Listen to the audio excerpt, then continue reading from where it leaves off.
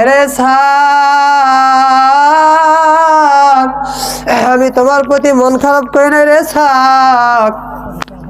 আজকে আমার জমি বিক্রি করতে গেছিলাম, জমি বিক্রি করতে গিয়ে দুনিয়ার কথাবার্তা বেশি হয়ে গেছে। আমি আমার মাওলাকে ঠিক মতো ডাকতে পাই না রে সাক। কাজে আমি এখন মাওলাকে এমন ভাবে ডাকতে আছি যেন যেই সময়টুকু আমি দুনিয়ার কথা বললাম ওই সময়টুকু যেন আমার কাজা আদায় হয়ে যায়। উজানির কারি ইব্রাহিম সাহেব রহমতুল্লাহ আলাই বাজারে তার ঘটনা পড়িয়া দেখলাম উনি একদিন চরমনার ময়দানে দাওয়াত খাওয়ার জন্য গেলেন।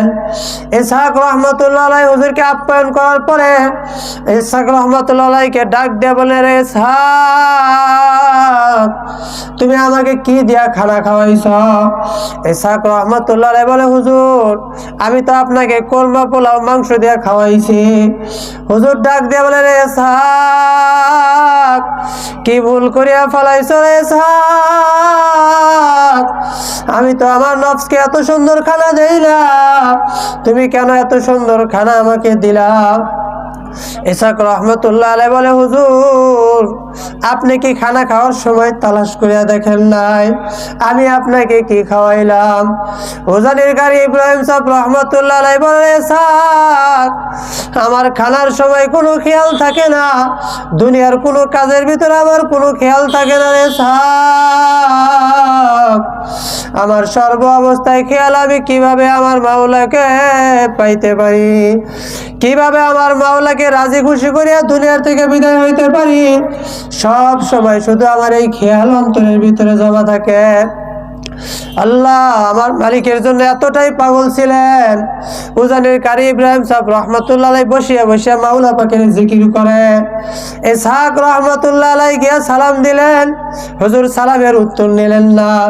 আবারও সালাম দিলেন, দেখে তাও উত্তর নেয় না। আবারও সালাম দিলেন, দেখে উত্তর নাই। ইসহাক রহমতুল্লাহ চিন্তা করলেন, না জানি আমি হুজুরের সঙ্গে কি বেয়াদবি করিয়া ফেলাইছি যার কারণে হুজুর আমার সঙ্গে কথা বলতেছে না। হুজুর মন খারাপ করিয়া কান্না করে।